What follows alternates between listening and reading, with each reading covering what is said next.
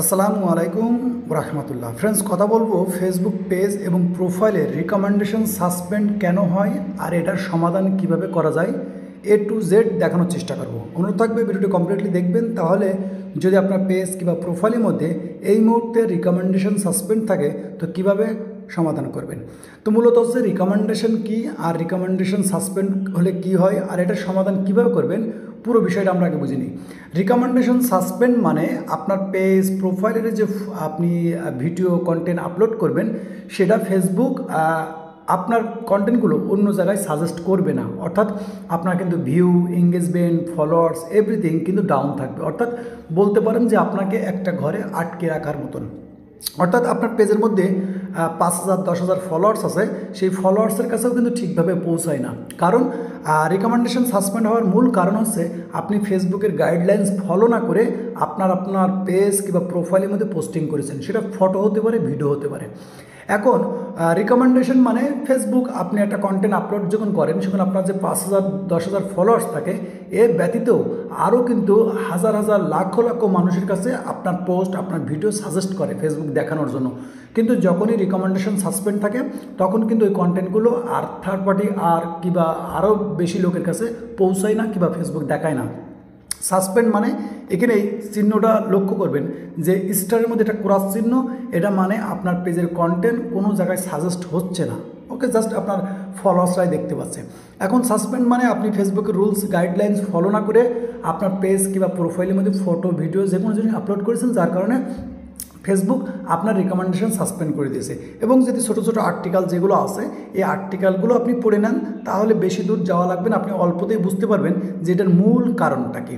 তা প্রথম স্টেপে যেটা দেখতেছি বলতেছে your page is not eligible to be suggest to new people right now. অর্থাৎ এই মুহূর্তে আপনার পেজ কিংবা আপনার পেজের কন্টেন্ট কোনো নতুন মানুষের কাছে, অর্থাৎ আপনার ফলোয়ার্স ব্যতীত অন্য কারোর কাছে কিন্তু সাজেস্ট করতেছে না ফেসবুক, কারণ আপনি কিন্তু ফেসবুকের গাইডলাইন্স ফলো করতেছেন না। ওকে, এবং দ্বিতীয় স্টেপে বলছে your page content break a rules. অর্থাৎ আপনার পেজটা কিন্তু ফেসবুকে যে রুলস রেগুলেশন আছে এটা কিন্তু ভঙ্গ করেছে, অর্থাৎ এটার ওভার করেছে, রুল ঠিক মানে নাই। এখন বলতেছে তাহলে এটা সমাধান কি? বলছে your content do not follow your rules, see what's important your reach and request review if you disagree. অর্থাৎ আপনি এটাকে খোঁজেন, অর্থাৎ আপনার পেজ প্রোফাইলের মধ্যে আপনি খুঁজে বের করেন আপনার কোন কন্টেন্টের মধ্যে এই ধরনের প্রবলেম এসেছে।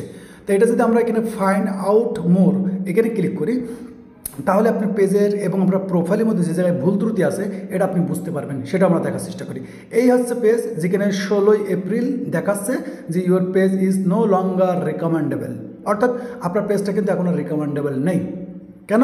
ওই একই জিনিস যে আপনি ফেসবুকের যে কমিউনিটি গাইডলাইন্স আছে এটা ফলো করতেছেন না, এটা বলতেছে। ওকে, এখন এটা আপনি রিকোয়েস্ট রিভিউ দিবেন, তার আগে কিন্তু অবশ্যই আপনার যে কন্টেন্টের মধ্যে প্রবলেম আছে সেই কন্টেন্ট এখন এটা খুঁজে বের করবেন কেন করে।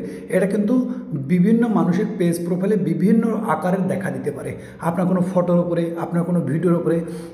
এখন অনেকের আবার ডিলিট করার অপশন থাকে, আবার অনেকের ডিলিট করার অপশন থাকে না। এখন সব রুলস রেগুলেশন যখন আসছে এটার মূল কারণ হচ্ছে দেখবেন অধিকাংশ এই প্রবলেমটা কিন্তু অধিকাংশ ডুপ্লিকেট কন্টেন্টের উপরে আসে। অর্থাৎ আপনি এমন ফটো, এমন ভিডিও আপলোড করেছেন যেটা অলরেডি কিন্তু ফেসবুকের মধ্যে পাবলিশ করা আছে, যার কারণে আসে। আবার অনেকের কিন্তু অরিজিনাল কন্টেন্টের মধ্যেও আসতে পারে ভুলবশত। তো এখন আপনাকে খুঁজে নিতে হবে। এখানে কিন্তু আপনি অনেক ধরনের অপশন পাবেন। এটা আমি দেখাচ্ছি যেটা, এটা একরকম অপশন থাকবে। আপনি যে পেজটা দেখছেন কিংবা প্রোফাইল দেখছেন সেটার মধ্যে হয়তো অন্যরকম অপশন আসবে। তো আপনি এখানে বিভিন্ন রকম অপশন দেখতে পাবেন, সেই অপশন থেকে দেখে নিতে হবে যে আপনার কোন কোন ডেটে, কোন কোন তারিখে, কোন কোন ফটো কিংবা ভিডিওতে এই প্রবলেম হয়েছে। তাহলে কী করতে হবে, আপনি সরাসরি আপনার পেজের মধ্যে যাবেন কিংবা প্রোফাইলের মধ্যে যাবেন, ওই ডেটের ওই প্রোফাইল কিংবা এটা কিন্তু প্রোফাইল কিংবা কভার ফটোর মধ্যেও আসতে পারে।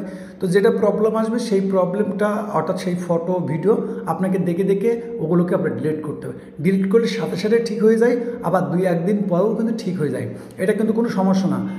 রিকমেন্ডেশন সাসপেন্ড মানে আপনি ফেসবুকের রুলস রেগুলেশন ফলো না করে আপনি কাজ করতেছেন, যার কারণে ফেসবুক কিন্তু আপনার পেজ প্রোফাইলে রিকমেন্ডেশন সাসপেন্ড করে দেয়। কিন্তু এটা কিন্তু খুবই ইজি, যদি আপনি বুঝতে পারেন যে কোন কোন ফটো, কোন কোন ভিডিওর উপরে এই প্রবলেমগুলো হয়েছে, আপনি জাস্ট সেই ফটো ভিডিওগুলো ডিলিট করে দেবেন, দিয়ে আপনি ফেসবুকের রুলস রেগুলেশন ফলো করে রেগুলার কাজ করবেন, দেখবেন সাথে সাথে কিংবা 1 দিন 2 দিন পরে আবার রিকমেন্ডেবল হয়ে গেছে। ওকে, এটা কিন্তু বেশি থেকে বেশি এই মুহূর্তে মনিটাইজেশন পেজের উপরে দেখা দিচ্ছে। আর তার থেকে বেশি দেখা দিচ্ছে যে যারা ডুপ্লিকেট কন্টেন্ট অর্থাৎ কপি পেস্ট, আমার যে পেজটা দেখতেছেন এটা একটা কপি পেস্ট পেজ, যার কারণে এই প্রবলেমটা আসছে। তো এটা কিন্তু সমাধান করা খুবই ইজি যদি আপনি বিষয়টা বুঝতে পারেন। তা আশা করি আপনাদের বিষয়টা বুঝতে পেরেছি, যেহেতু আপনি এখানে কন্টেন্টটা সরাসরি প্রোফাইলের ওপরে আছে, যার কারণে আমি প্রোফাইলটা ডিলিটও করিনি, এইভাবে আছে। আর রিকমেন্ডেবল কিংবা রিকমেন্ডেশন সাসপেন্ড হলে এটা কিন্তু আলাদা ব্যাপার, অর্থাৎ আপনার পোস্টটা কিন্তু ভালো পরিমাণ ভিউ পাবে না। তাছাড়া আপনি যদি মনিটাইজেশন দেখেন, সেই মনিটাইজেশনগুলো কিন্তু অন আছে, অর্থাৎ মনিটাইজেশন অন আছে, জাস্ট আপনার পোস্ট কিংবা ভিডিওর প্রতি যে পরিমাণ আর্নিং হওয়ার কথা ছিল সেই পরিমাণ কিন্তু আর্নিং হচ্ছে না। ওকে, এই ছিল বিষয়।